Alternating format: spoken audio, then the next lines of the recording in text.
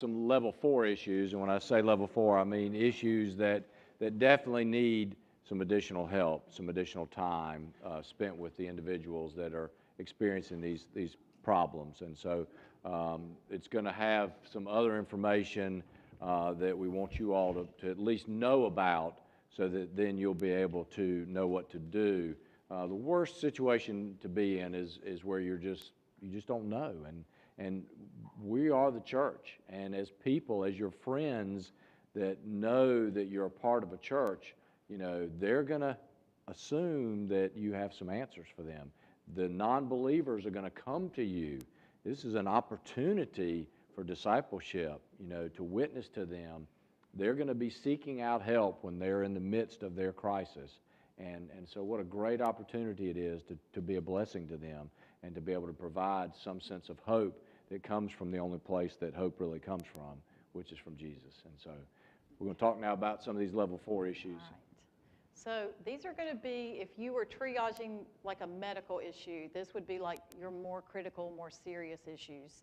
And so it's typically time and training differences. So these are the issues that we sort of alluded to some of them with level 3, where you're listening for certain things that could be level 4. But these issues typically will take 2 months to a year or more for counseling. So it's a more intensive time, as well as the problems that we're talking about are usually more complex, like emotionally, or like problematic emotions kind of thing, or life dominating. So it's things that they're really like stuck in or struggling in, or really having a hard time just by themselves being able to overcome. So some of those are listed there. We can go to the next one. The first one is a really serious one, and I want to, like I said, these are going to be your more serious issues. So we're going to take a few minutes on this one for sure. If somebody comes to you and they are saying they have experienced, or they have experienced some kind of abuse, and we're going to go into some details in this in a minute. First thing you want to do is ask them to tell you what happened. And then when did this occur and where, and can you tell me who the abuser is? So those are some of the first initial questions as far as seek, okay? You can go to the next slide, Patrick. These are some of the scriptures that once you finish the conversation, you can offer some hope with these. But let me go ahead to the next slide. So with abuse, we have some policies in our ministry that I just want to share with you, because this is a very serious issue, and there are some legal components to it as well.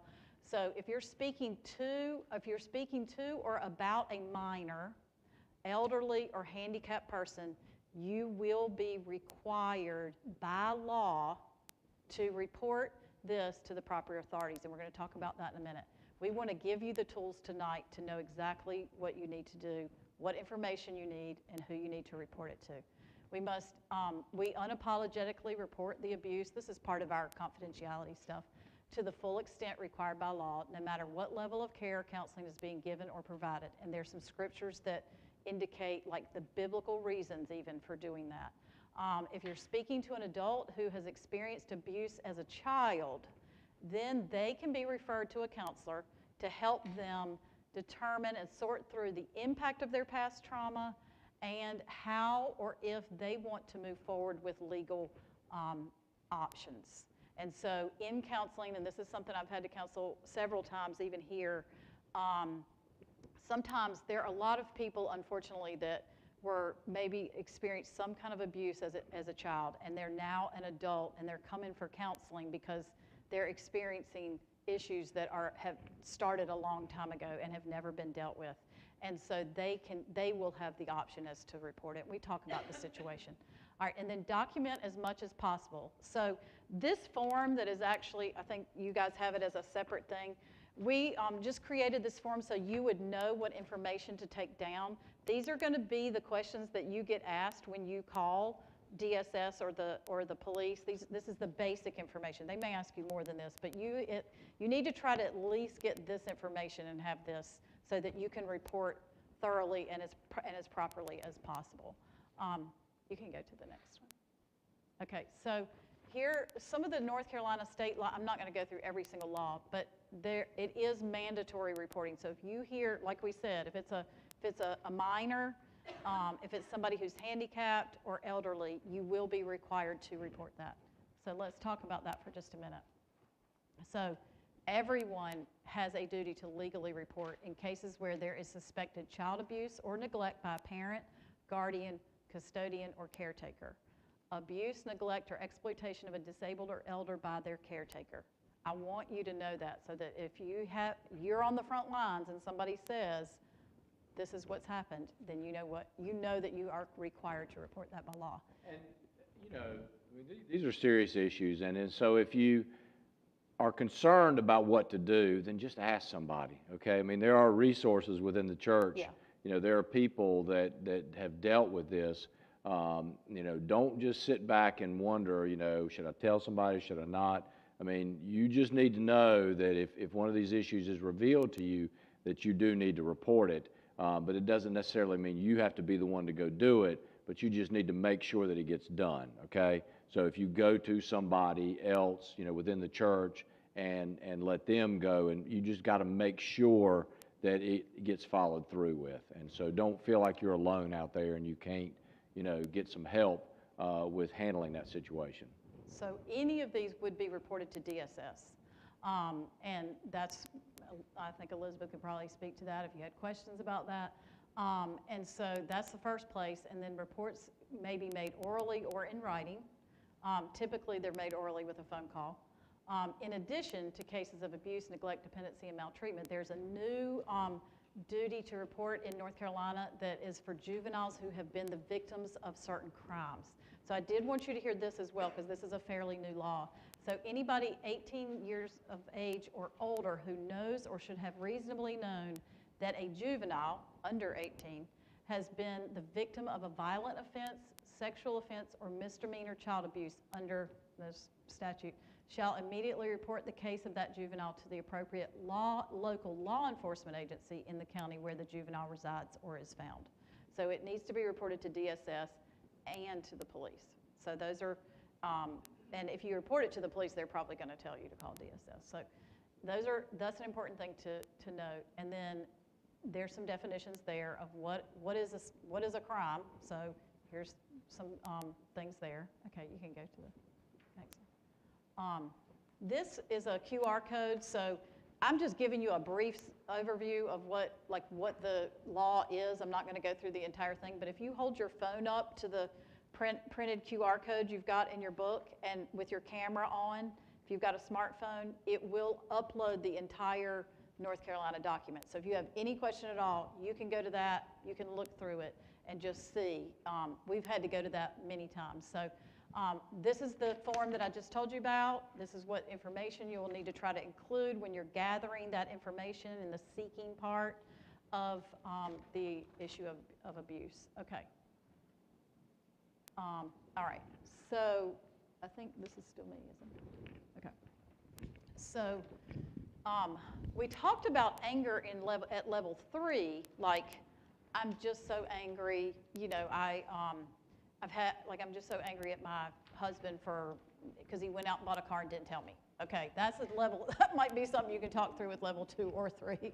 But uncontrolled anger is like, I was so angry, I punched a hole in the wall of my house, or I, put my hands on my kid, or something like that. So when you hear that, you need to ask them some questions. Tell me why you feel angry. How have you responded to your anger? So those are some of the same questions you asked at level 3, but you're listening now, and if you hear that there's a chance of harm to themselves or to others, that's an indication that they probably need counseling for their anger, because there may be some more deep-seated issues there, because uncontrolled anger can lead to some very serious situations. And so, okay, there's some scriptures that go with that. And then addiction. Some of you may be familiar with some of this, but you want to ask, what have they already tried to do? So maybe they're already in some kind of addiction program. I mean, you just need to know where they are and what they've done. And then how long have they been struggling with it? So is this something that has just started to occur, or has this been years of some kind of, and we're talking about an addiction is anything that they are turning to that also has a physiological component to it, including pornography, because that does have a physiological component to the brain. And they makes that thing harder to break. When are you most tempted to give in to this addiction, and how has this affected your life? And so you're just gathering information, and are you willing to get help? Because someone who has an addiction and who is not willing to get help is going to be very hard to help. If they're not ready for that, then most likely it's not going to be, they're just not ready. They're not going to be open to any kind of counsel for that. So, and a lot of times, some of the marriages that we work with, there'll be a dual component. There's been an addiction, maybe to alcohol, and that's created problems within their marriage. And so again, we just believe in the body working together. And so if they're already a part of a recovery program, then that's great, and we encourage that. We want them to get that help through some kind of a recovery program, and then we can come alongside them as they're going through that recovery program to help them deal with whatever the marital problems are, the broken promises, the lying, whatever's happened within the course of the marriage that maybe has resulted from the addiction. But again, just recognizing that it's multifaceted, and they may need, to be part of an AA program or an NA program, along with getting some counseling for the actual addiction itself or for the marital problems that have arisen from the addiction. Anxiety and panic attacks, this is something that you probably also will maybe hear people say. This is very, very common. In fact, especially since COVID, it has been just a huge increase in people that are experiencing this. So some of the questions that you can ask are, what are the areas of your life that make you feel anxious? What does that look like for you? How does your anxiety impact you? And have you talked with anyone about this? Because they may have already gone to a doctor or a counselor or family or something, or are you the first person they've told? That makes a difference. How long have you been experiencing this? And so the last question is the most important. Have you had any thoughts of harming yourself? Because with anxiety, that is also sometimes, that is actually something that can, unfortunately, it can also be paired with suicidal ideation. So I just would say make sure that you ask that question. They may have no thought of that, but like I said, you're not going to talk them into committing suicide because you mentioned it. You're actually going to, it's important that you ask that question just to make sure. And they may say no, or they may say, yeah, actually I have. And so then we're going to talk about that in a minute, what you would do next. So PTSD, so this is really something that, like, you may also see, because we do live near a military community, and there's also been a lot, from what I've seen, there's been a lot of abuse that has been unreported for years. There's been a lot of trauma that has been unreported, and unfortunately, people are still dealing with some of the effects of that, with nightmares and things like that. So, like, how long have they been having these symptoms? Tell me about the experience that caused you that, if they want to share that. Have you had any thoughts of harming yourself? Because again, this is another issue where people can also have suicidal ideation along with it. So, so we'll go to the next slide. Depression, again, another one. Here's some questions you can ask. Have you talked to anyone about it? You want to see if they've seen a doctor. This is one where if there's an indication that they're harming themselves, you're going to want to ask the suicide questions, but you also, this is going to be one that's going to need to be referred to counseling, and also probably a medical evaluation. Sometimes anxiety needs that too. So you want to ask, have you seen a doctor? Do you have a doctor? Have you told anybody else? Have you talked to a counselor yet? So those are some things you want to ask. And quite honestly, with a lot of these issues, that's what we're going to do in conjunction with working with them. Is, we're going to say, hey, you need to go and have a physical evaluation done. We want somebody from the medical profession to look at them as well, and to see if there are some other things there that they're dealing with from a health perspective that might be contributing to the problems. But we definitely want to get both perspectives, in trying to deal with the issue itself. In fact, with things like depression or any type of thing where we do feel like they need, we will send them for a medical evaluation before we even see them. So that's another thing to be listening for. So last time we talked about uncomplicated grief at level 3, where somebody's got a lot of the normal difficulties that come with just grieving and loss. And we talked about the questions to ask for that, but also to be listening for hopelessness. So with complicated grief or loss or suffering, you're going to ask some of those same questions, but then you're also asking, do you have continuous thoughts or feelings of hopelessness or wishing that you had died with your loved one? Have you been able to carry out your normal routines? Do you have ongoing guilt or shame that won't go away? Because that's another component of complicated grief that you want to listen for that's going to need more intensive counseling. What have you already done and how long have you been experiencing? It's been more than a year and you hear like they're still having a lot of complications from their grief. That's going to mean they probably need to get some counseling. I mean, we've worked with some people who lost a child, and I mean, many of you all know that that's something that we experienced. And, you know, and for some of them, it was like a lengthy period of time had gone by and they were still struggling. You know, they just had not gotten past, you know, or they weren't at a place where they should have been. And that's complicated grief. You know, that's something that needs to be addressed and some help provided to them. Well, and a lot of times it can be, what you're asking and listening for, those questions, you're not having to diagnose or anything, but what we're trying to get you to ask questions for is to listen for those things, because complicated grief usually has like depression with it. They've gotten stuck in that and they can't move forward. So those questions will help you kind of have an idea of like at least basically where they are and so what kind of help they need. All right. Is this you or me? No, it's you, but we can We'll just go through some of these. We don't want to run out of time because we want to give you guys an opportunity to ask questions, and we want to do role playing, and we want to do a little pop quiz, so we have a lot of stuff to cover. So pass in, these are some of the things you can ask. It might start with level 3 and then maybe need to move to level 4. Okay, hope y'all are paying attention. Now you're scared. You're going to have a pop quiz. Okay, so you can go to the next one, Patrick. All right, perfectionism. The reason this is in level 4 is because a lot of times there is anxiety related to this. There are usually some past complicating factors that have led to this behavior, and it can also have it can have OCD and some other things that go with it. So that's why that's in level 4. Is this still me? Okay, so also same kind of thing with pride. It can have a lot of deeper roots that need to be rooted out with counseling. All of us have pride at some level, but sometimes people, the pride can be so, it can be so deep rooted that it's impacting relationships and just even just like how they view life. So you want to make sure that a lot of times that is something that can end up being level, it could start with level 3 and move to level 4. Self-harm is also going to need to be triaged to like a counseling thing. So again, asking some good questions, and then if this is a minor, then it will need to be reported to their parent or guardian along with like level 4 medical referral and counseling. So we want to take care of that. And then, is this you? No? Yes? No. Okay. All right, sexual sin. I don't have my book to see who's coming up here. All right, so sexual sins, there's some different ones here. You can go to the next one, Patrick. So go back one. Sexual identity, this is something we're seeing more and more of, especially with young people.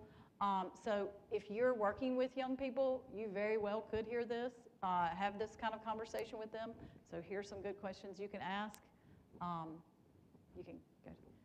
Pornography is another one that's going to need to be level 4, typically because it needs, it depends. Sometimes if somebody has been addicted and they've come out of it, may not necessarily need counseling because many people have done that. But then if they're stuck in it, that's what you're asking questions to kind of see where are they with this temptation? Are they still struggling? Do they need help? Adultery, this is the one, like for someone who's been betrayed, typically the person is coming to you saying, you know, I just found out that my spouse is having an affair, and so here's some questions that you can ask. You can go to the next one.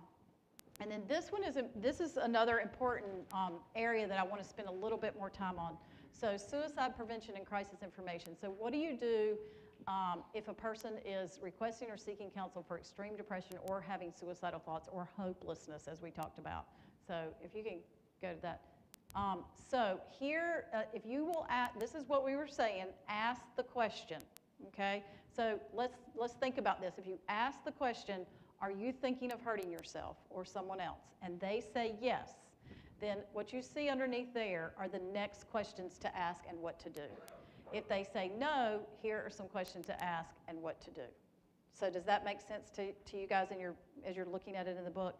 So those are the questions, like where are you right now? If possible, you want to get a specific address or location if they say yes. Do you have like a plan? What is the plan if they say yes? Is someone with you right now? If so, ask to speak to that person that's with them. If not, you want them to stay on the line. You want to have them call the Suicide Prevention Lifeline immediately, or you can call, or if you think it's an emergency, you can call 911. And don't be afraid to do that because, I mean, somebody's life is in danger, so you don't want to hesitate. And then if they say no, do you have the phone number for the suicide? You want to ask them that. If they say no, you still want to say, let me give you that number, because you don't know. And then if you begin having those suicidal thoughts, you're going to instruct them to do that. Make an appointment with your family doctor. You want to try to get them to get some help as soon as possible. Even if they're saying no, you may still want them to have a medical evaluation.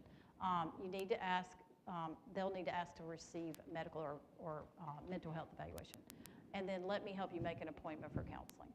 So if they're at a point where you feel like they're hopeless but not suicidal, then and they say no, those are the things that you would ask. That's the direction you can give them. Does that make sense to everybody? Okay. So those two columns will kind of direct you, depending on what they say, their answer is. Okay.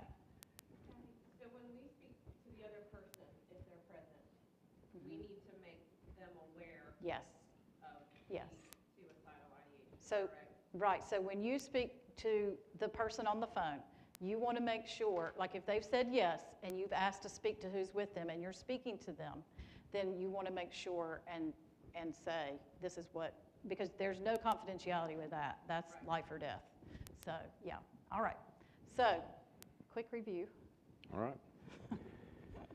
And again, with the whole issue of suicide, as Kathy said, you're not going to, because you ask somebody about it, that's not going to cause them to go do it. So don't have that fear. And definitely you want to make sure that somebody else knows what's going on, and you make that very clear. Like, I appreciate you sharing that with me, but we need to talk to, somebody else or make somebody else aware, unless you're that person that's going to be with them all the time, which chances are you may not be. They may, not trust the people that they're around, or they don't want to let them know that. It may be a juvenile that doesn't, feel comfortable saying that to their parents. Well, I'm sorry, we've got to share that information. We've got to let somebody else know. Now, you can work with them and see, what the whole situation is and whether they're very scared or worried about their parent knowing.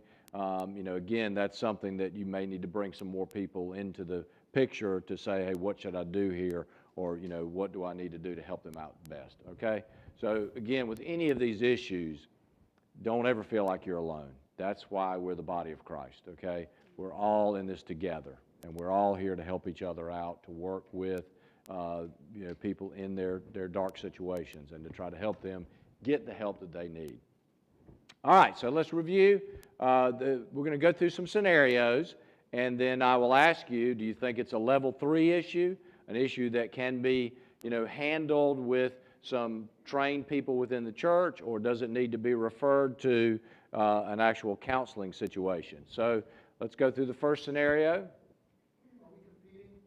Yeah, I knew that's. Do we need to divide? We have prizes. What happened to the? Is it not on there? I think that was the review. It's a real quick review. First, you can just go to the pop quiz. Oh, okay. All right. So they've got it in their book. They can look back. You have a cheat sheet. Yeah. Yeah. I thought this was the Open pop book. quiz, but I guess it's not. Just so. get Patrick, just keep going. Yeah, 'cause just it's keep up there. rolling. Yeah. All right, so just the- going back through, seek, that's going to be your first, sympathize, and then send. Okay? So All right. that is the review as Now far you're as, deciding where to go, where you're going to send them to, which level, But again, you're going to stay involved, okay? You're not just like, okay, I'm done with you. If they've come to you, they've shared this issue with you, you want to at least still be there and be a part of their care moving forward, all right? Identifying level 3 issues, again, this is part of the review. You've got that in the book there. You've got what we have said are the level 3 issues. There's the listing of them, and then same thing with the level 4 issues that require the additional care. All right, now we got the pop quiz. All right, so let's go ahead and have the first one.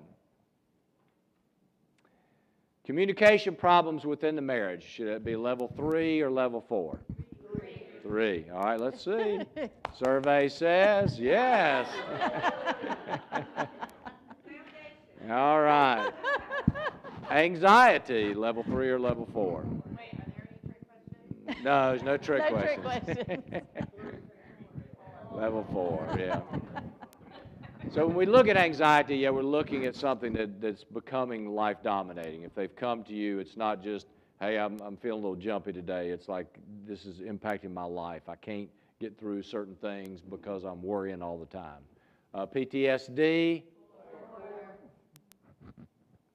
All right, doing good. Parenting issues. Yes, level 3. Somebody said level 4. Jay, I think J.A. back there said. Oh, that was Donald said level 4. Okay. Yeah, they're teenagers.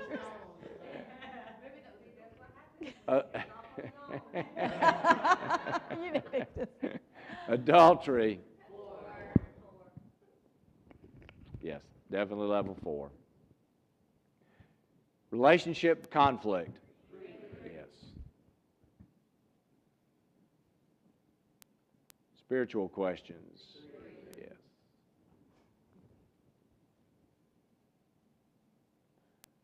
All right, and the 3 S's again are? Y'all are so Seek smart. for understanding, sympathize with them, and then send them to get some help if that's what is needed. All right. So we're getting ready to go into some role playing, and I think the best way to do that is we'll let y'all divide up into either groups of 3, 4, however you're situated. If you came here, and you can just be in groups of 2. But we're just going to run through some scenarios. One of you all will be the person that is bringing the issue to the other person, and then just talk about some of the questions that you might ask. Maybe even look it up in the book, and then we'll talk about that as a bigger group. All right, so we want to give you some practical application for some things that might go on, okay? All right, so I don't know, do you think we need to divide up, like split up in the room? Okay, so let's kind of spread out a little bit. Find you either with another couple. If you're here individually, y'all can work together.